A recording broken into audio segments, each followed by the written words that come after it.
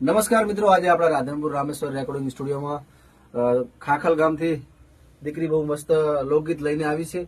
તો મિત્રો, આ લોકગીત પાટણની બંગડી બહુ સારી, બહુ મસ્ત લોકગીત જૂનું વાણી ગાયું છે. તો મિત્રો, આ ગીતને બહુ વધુમાં વધુ શેર કરજો, લાઈક કરજો. દીકરી, શું નામ છે બેટા તારું?